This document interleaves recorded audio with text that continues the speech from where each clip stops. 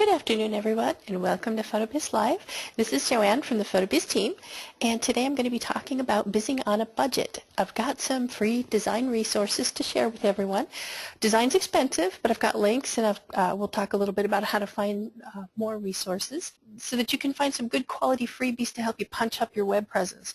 We're talking about backgrounds, icons, fonts, even software, and every bit of it is free. In addition to getting the opportunity to learn with me in today's webinar, we'll have a question and answer session at the end of the webinar.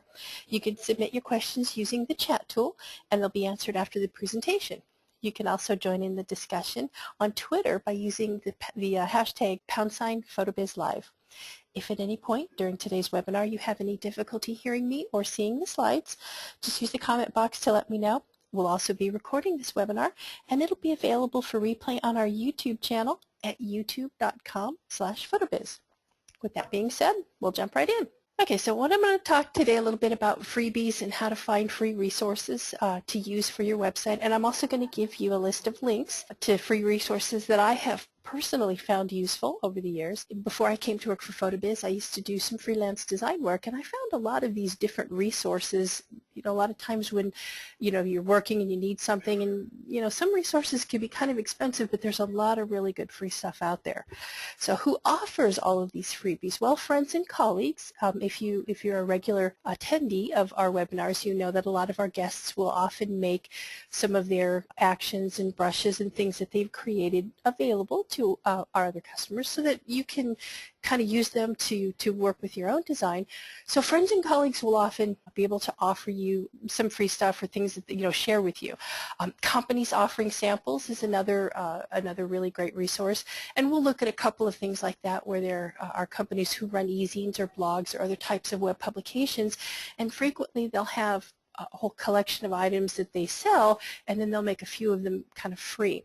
And then people giving back. The third category basically is people who have gotten free stuff via the web, and now they've kind of reached a point where they're developing things and they're creating things, and they want to offer some of that back and make things free for the people coming behind them to kind of pay back the web, as it were, for being able to give them stuff free. So what we'll talk about then is the different types of places that you can find stuff, and kind of how to vet those sources, because obviously not all of the resources that you find for freebies have good quality, and it's there are some situations where some of the stuff that you find, you might want to be a little careful with the source. So we'll take a look at that. We'll talk about that more in depth. So how do you find the goodies? Well, there are a lot of different ways, but the three most common ways that you can use to find free stuff is through Google or other search engine searches, through networking, and through industry-specific web publications such as blogs and e-zines and so forth.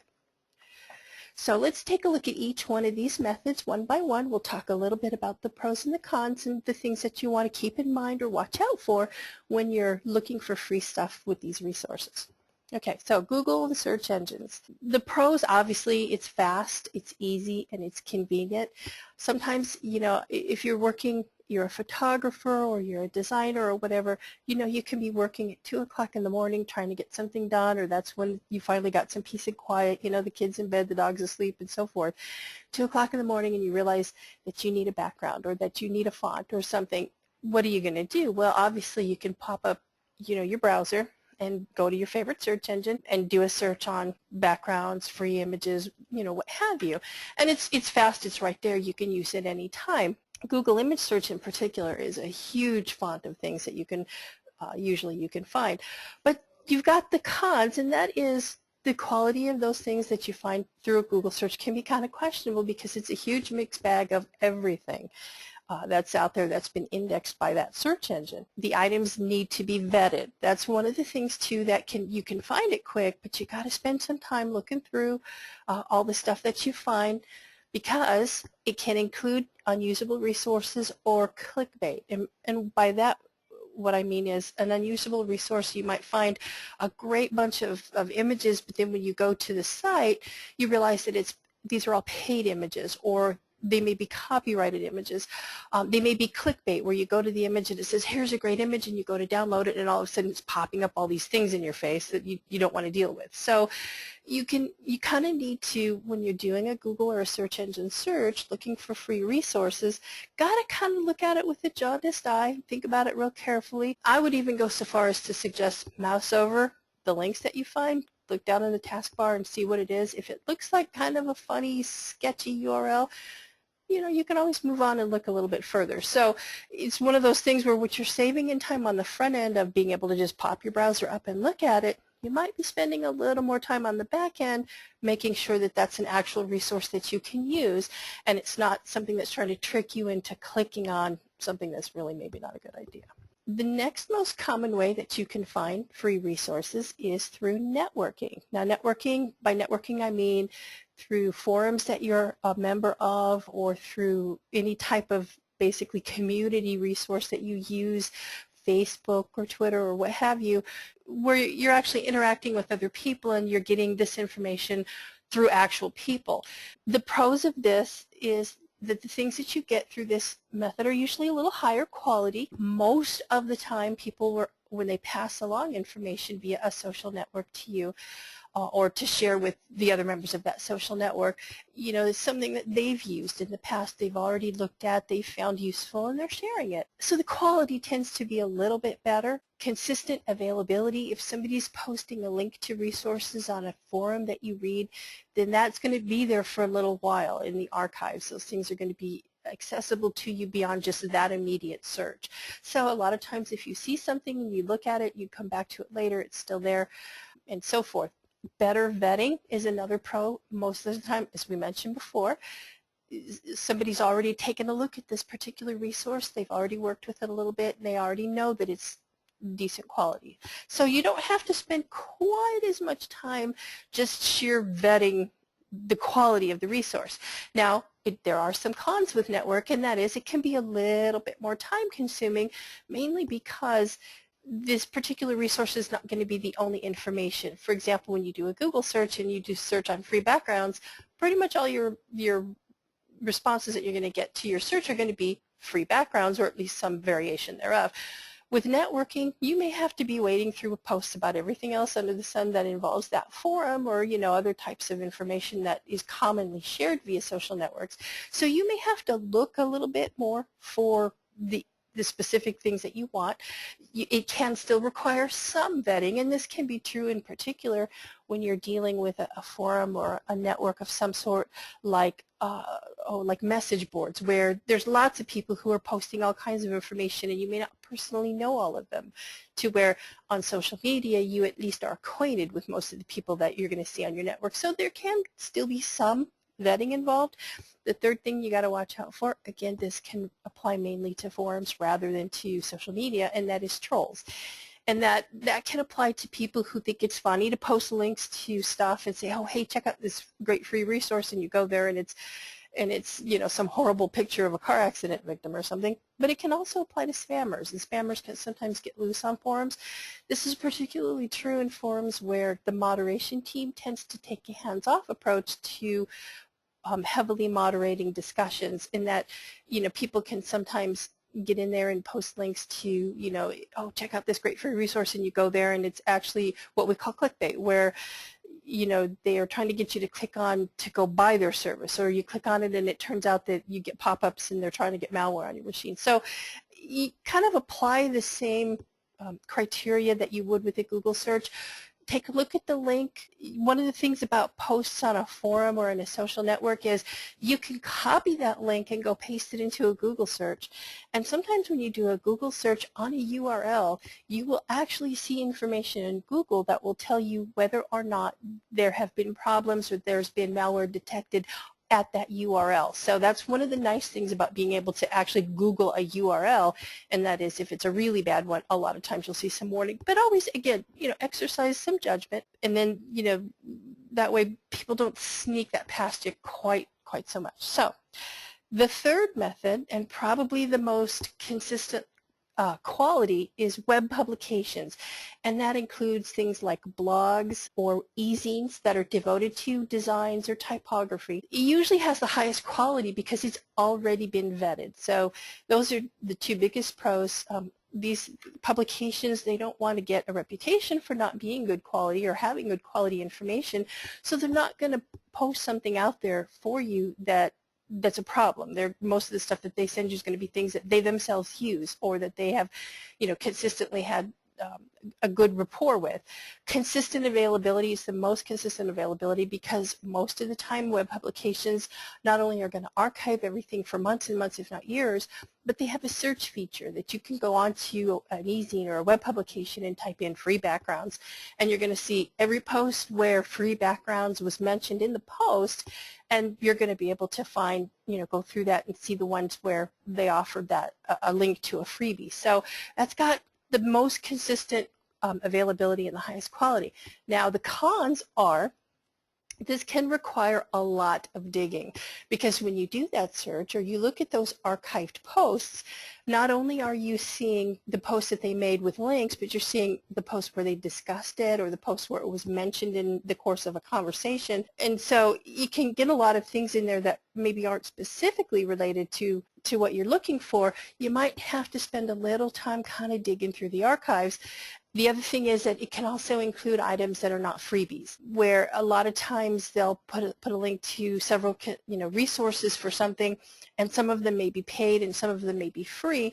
So you can sometimes, oh, this looks like a really great thing, and you click on it, and it's like, oh, darn, they want to charge for a monthly membership. Well, unfortunately, that can be the case with web publications. A lot of times, though, they tend to be the most worth it. So, okay, freebie categories. There's lots and lots and lots of categories of things that you can find out there for free, and this is by no means an exhaustive list of categories. What I've tried to do is focus on things that are going to be of the most interest to people who have PhotoBiz websites. So, we're going to look at some sites that have to do with fonts.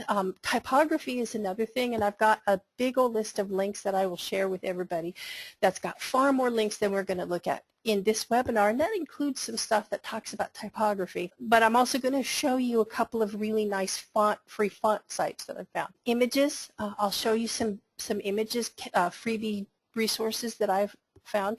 This includes backgrounds, icons, and stock photography. And stock photography can be spendy, but I found a couple of good resources where you can get stock photography. And this includes items that you can use for commercial as well as personal projects. So software, apps and plugins, even imaging software, there's stuff you can find out there for free.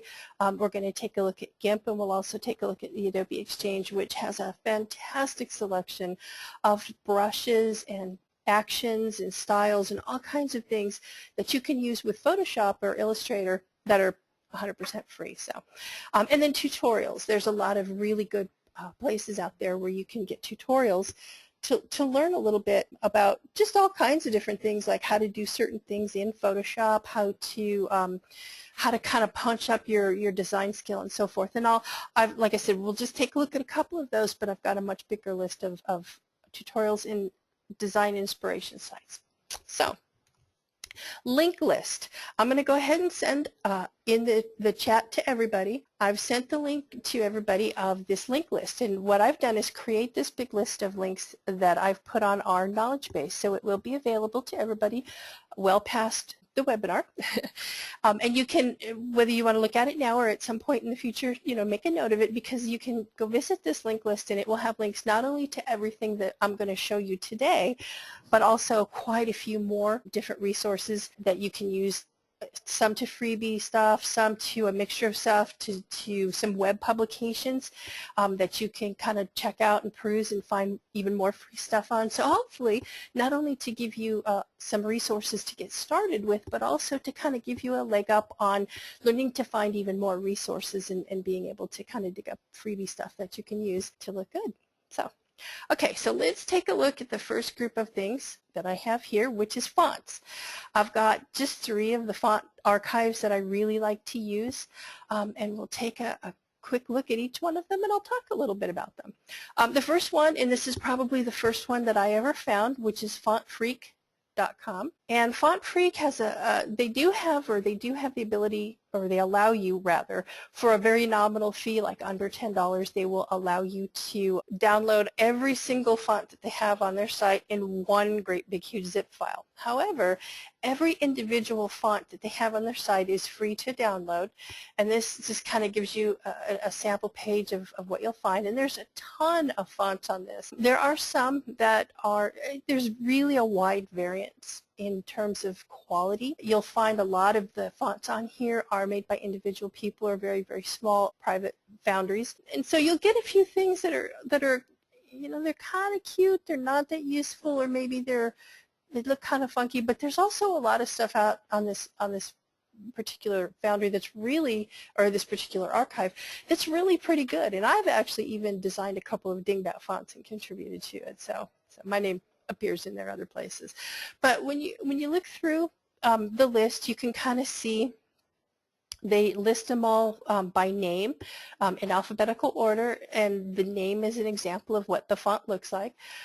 They have many, many, many pages for each letter of the alphabet, as you can see right here. One of the things to kind of be aware of, and when you're landing on the front page, and that is, it's not always easy to tell where to go from the front page. On this particular site, the page layout can be a little bit confusing, but if you look right here across the top, you've got like the alphabet, and that is probably the easiest way to get to each individual basically letter of font. So you've got the pound sign, which is all your numeric font names and so forth, and it goes by name. So there's over 5,000 fonts available at fontfreak.com, so there's tons of stuff that you can look at and find fonts, and I've found many, many fonts here. So this is a really good archive. It's very similar to DaFont, for those of you who are familiar with DaFont. So, okay, the next one that I'm going to take a look at is Google Web Fonts. And Google Web Fonts is really kind of an interesting, there's a couple of different things that you can do with this. If you have, and I have not tried this with our content sites, but I know that they do allow you, if you have an HTML type site, to where you can embed like a font file so that you can display these fonts on a website. If I'm not real sure, like I said, I'm not real sure that they will work on our content sites. You can certainly always contact our support team and they'll be able to talk about it with you.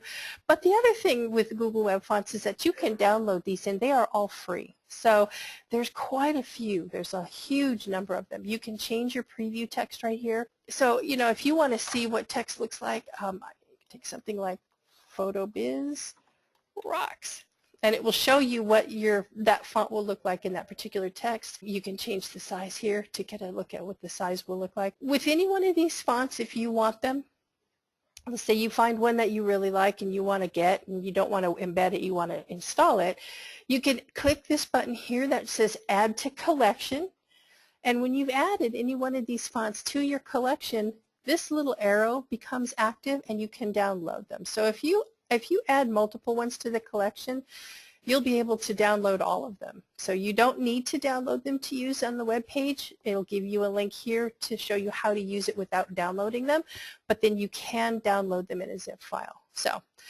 if you want to remove a font from your collection, you just click that button again and you'll go ahead and remove it. So Google Web Fonts is a really useful place to get a pretty solid collection of fonts. It's not the most extensive out there, but the quality of all of them is quite good. So the third one that I'm going to look at is called the League of Movable Type. And I'm actually going to, with this one, I'm actually linking directly to one of the font download pages. When you go to the front page, obviously there's going to be a whole selection. And this is not the hugest archive out there, but it's growing. The really nice thing about this one, what this one lets you do, so you'll be able to kind of download each one of these individual fonts, and I think, if I'm not mistaken, this one basically says you can donate if you want to and you don't have to. There we go, and then you can download it. So League of Movable Type is really nice because it specifically, yeah, it'll let you download without having a contribution. This one is really nice because it specifically focuses on very good quality type from very small independent type designers, and in this one, if you do decide to contribute it, all of it will go right back to the font creators. So, but again, all of these are free. You don't have to pay anything to download them, and they are free for commercial use as well as for, some of them have some restrictions. When you look at the individual font page, if they do have a restriction, they'll let you know. It tends to be typically, you can use this font any way you want to, but you cannot resell it. So there you go. But anyway, that's another free resource, and it's really one of the nicer ones out there in terms of the quality of the fonts. Okay, now the next group of stuff we're going to look at is images, and I have a pretty good selection of image links in that link that I sent everybody. But we're going to take a look at 3 of them that I thought were particularly useful, and especially for if you have a PhotoBiz site, in that they are really well usable backgrounds. So the first one, subtle patterns. Subtle patterns is a bunch of tileable backgrounds. Again, all free for commercial use. Most of these are very, very subtle. They're not really they're not a real heavy pattern. So they're designed to look like, for example, this one looks a bit like rice paper, sprinkles, white brush, some really faint stripes that look like tree bark, and so forth. With these, they're all free for commercial use as well as for personal use, and these are all tileable.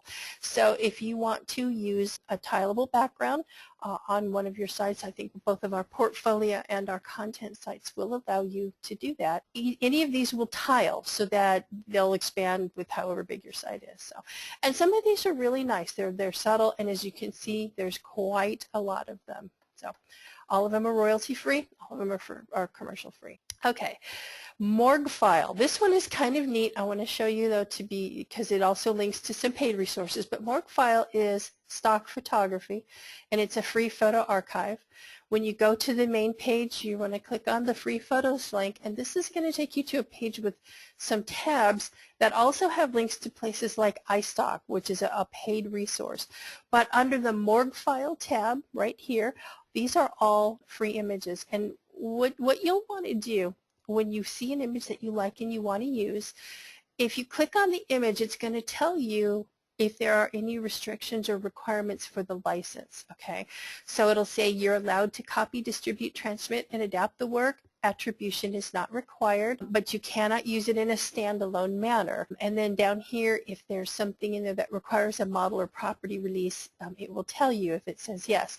Now the thing to remember about the images that you find at Morgue File is that if it says that there's a model or a property release required, it will be up to you to obtain that, and it will give you contact information to do so. And what they're saying is part of the license is that they want you to, that whoever uses it to individually organize that between you and the model. But for the most part, these images are royalty free, and they're allowed to be used for commercial. And one of the things too that I want to kind of point out here, and with a lot of these image resources are very similar in this, is that each one of them will have different types of basically like a common or Creative Commons type license or a royalty free license.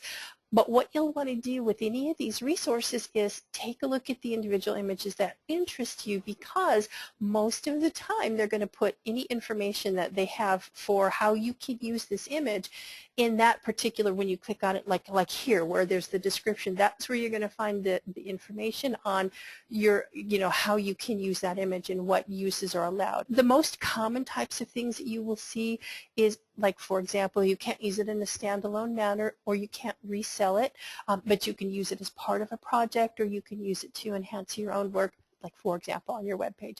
So, and there's a really large variety of that type of imagery, and I felt like Morgue File has pretty decent quality images. But again, the quality can vary depending upon how you find the resource. This is one, and there's quite a few more on that list that I've provided. So, WeGraphics is kind of, and I have a couple reasons for wanting to show that here.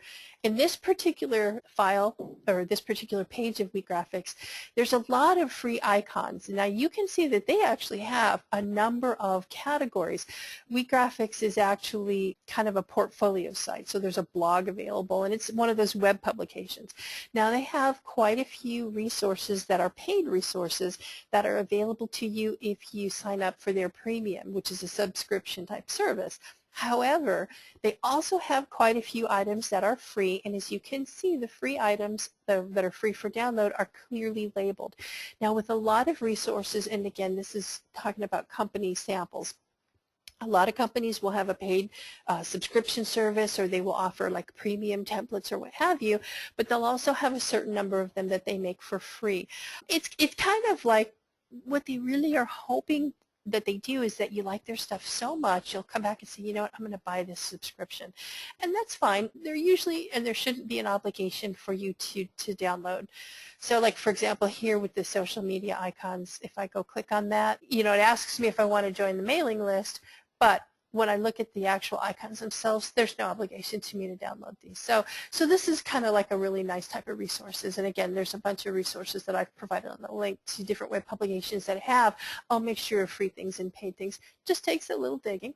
Now, the next group of things that I'm going to look at is tutorials. I have a few of them. I have quite a few more on the list, but I didn't really make an exhaustive list of these because with tutorials, it kind of tends to be the focus for, you know, where you find tutorials tends to be what your specific interest is. If you're a photographer and you'd like to learn how to do a particular technique, that's one type of tutorial. We've even got our free webinars. And then there's also, you know, other types of things that you may do that don't specifically relate to your photography, but maybe relate to you working on your website. So I have a couple of examples here, and the first one is a really nice group of tutorials I found at Smashing Magazine. Again, a web publication. This is a really nice web publication that I really enjoy reading their blog posts. And this is 35 vintage and retro Photoshop tutorials. And what they've done is they've linked to a number of tutorials to specific types of photo manipulation. And with each of these, you can go follow these links, and it will show you how to create these particular types of effects with your photos or with your artwork.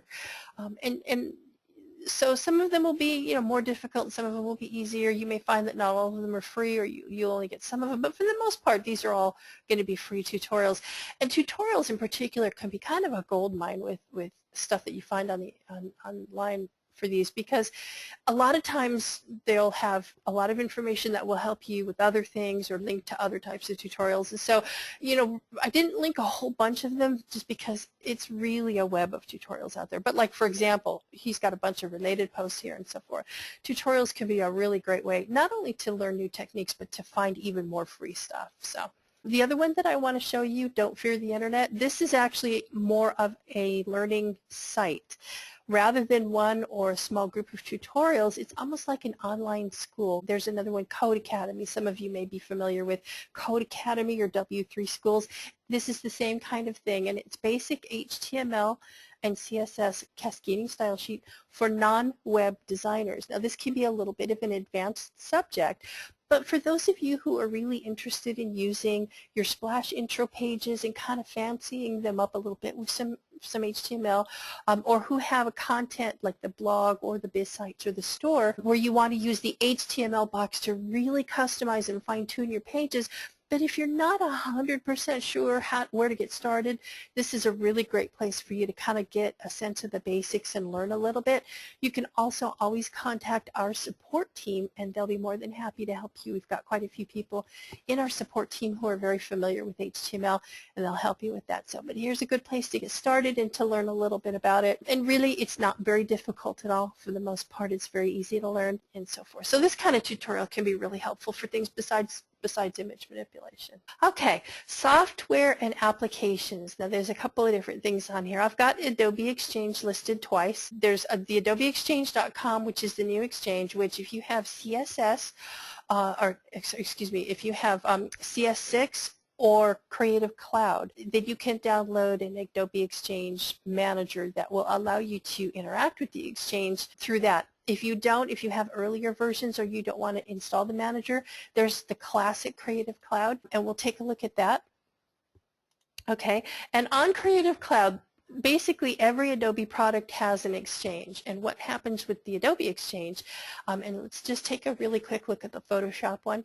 With the Exchange, what this is a lot of people that have made actions and brushes and shapes and maps and filters and all kinds of neat things, and basically made them available through the Exchange. Kind of an example of people giving back to the web. Now you will find that not everything on here is free. For the most part, when something isn't free, people will comment on it, because I think a lot of people really feel that, you know, people contribute to the Exchange to share their own ability and their own talent in exchange for the things that they've gotten from the exchange. So people tend not to like paid apps on here, and they'll comment. But if you look at just kind of taking a scroll down through the stuff, there's a ranking system. If you click on the name, you can take a look and see what else they've done, and it'll show how many people have downloaded. Again, I've contributed to the exchange myself. I've got a couple of things on here, but it's a really, really great source of all kinds of different things that you can put into Photoshop. Here you can look at them and browse them by category. Styles is a really big favorite of mine. I love spending time browsing through the styles folders, because if you look here, it's got a lot of really neat buttons and text effects and so forth. So this can be a fantastic resource to find free things that you can use from within Photoshop. You can also, it's got for Illustrator, for InDesign, for pretty much every Adobe product that involves any type of image manipulation. There's an exchange, and it'll have all the different categories for things that you can find and download. If you bookmark nothing else from this one, I would suggest definitely Adobe Exchange if you use any Adobe products. And then GIMP. GIMP is a really nice piece of software. I'm not going to delve too deeply into how to use GIMP. I know that in our tutorial, in one of our webinars last week, Chelsea talked a lot about making logos and how to create logos, and she touched on GIMP a little bit. There's also documentation, and you can find tutorials for using GIMP, but basically GIMP is an open source image manipulation software, and it's pretty robust. If you're looking for something that gives you a little bit more robustness than Paint, but you don't really have the money to spend or want to spend the money for Photoshop, GIMP is really a pretty good compromise. I've worked with it a little bit. I found that there are a few things that it does exceptionally well, that I would say even better than Photoshop. It's really good for resizing images, handles resizing quite well. If you need to convert images from, like, for example, from Adobe RGB to sRGB. I know that's something that you can run into on a Mac a lot of times with PhotoBiz, because we use a web-safe palette. Images have to be in the sRGB color profile. GIMP has actually got a really super easy and intuitive interface for converting the color profile. So I'm not going to get into a how-to here, but definitely if you need image software, if you need an image manipulation program, recommend GIMP. It works really well. So, question and answers. Okay, that's pretty much all of the links that I have that I wanted to share. So what I'm going to do now is open up the floor for questions, and let's see, we'll go from there. I think I have one here. We had other websites on a slide a few minutes ago. Can we post those links here? Let me back up to my list of links slide so that you can see that one. And I also sent it in the chat. So hang on just a sec here. There you go. That particular URL right there will take you to a link or a page on our knowledge base. And it has all of the links that we just looked at and a ton more. There's quite a few links on that particular page. Okay, any more questions? We'll give it another couple minutes. Okay, Devin asks, I just purchased a new MacBook Pro primarily to assist in designing flyers, advertisement for business. What software do you suggest purchasing? Are you talking about image software or design software? If you're gonna design flyers and things of that nature, I know Adobe is the most expensive stuff out there, but InDesign is a really, really, really great thing for designing anything that's going to be like some sort of page layout. I don't know if you're familiar with Cork. InDesign is very similar. I actually do a lot of our ebook designing, and I work a lot with that kind of thing. InDesign, InDesign, and I have found that it is very, very intuitive and easy. The thing is like all Adobe products, it's also a little spendy. So GIMP will work really well if you're looking for something on a budget. And the nice thing about GIMP is you can download it and try it out, and if it doesn't work for you, you're not really out any money. So that would be my suggestion. Okay, well, great. Well, I guess that just about wraps it up for this afternoon. Thank you, everyone. Oh, wait, hang on. We got one here. I am looking to replace the font on the Splash intro page. Is there a resource that will show me the most common fonts on someone's computer? I don't think that there is a resource that will tell you the most common fonts on somebody else's computer. What I would kind of suggest doing would be maybe you could do a little Google research to see what kind of fonts most people commonly do use. But the thing with the fonts that somebody's using on their own computer, there's really not a way to tell when they visit a web page what they're using. Your best bet, if you're going to redesign your splash page, really your best bet is to kind of look for clean sans serif type fonts that will size and scale well. What I would suggest doing would be give our support team a call, and they can kind of go into a little bit more detail with you on what fonts are available and which ones you can display. Now, if you're looking to use some of those Google web fonts on your splash page, like I said, I'm not 100% sure that they'll work, but the support team will be able to help you with that. And if nothing else, then they can maybe talk about some fonts with you that you can get to create images with fonts in them that you can put on your page. And there is a way now with if it's a portfolio site, I believe, if you have a Splash Intro as a portfolio site, with our file system now, you can upload an image to your files area so that you can link to it on your Splash Intro page. You don't actually have to upload it to your site anymore. So, okay, any more questions? Great. Well, thank you, everyone, for joining me today, and thank you for your questions. A recording of this webinar will be posted to the PhotoBiz YouTube channel at youtube.com/PhotoBiz. Also, be sure to check our blog and watch your email for updates about future webinars. Our next webinar will be how to build a content site that would be like your store, your blog, or your biz site from the ground up, and that'll be with Raul from our Passionate Support team on Tuesday, October 8th. That concludes this episode of PhotoBiz Live. Have a great day, everyone.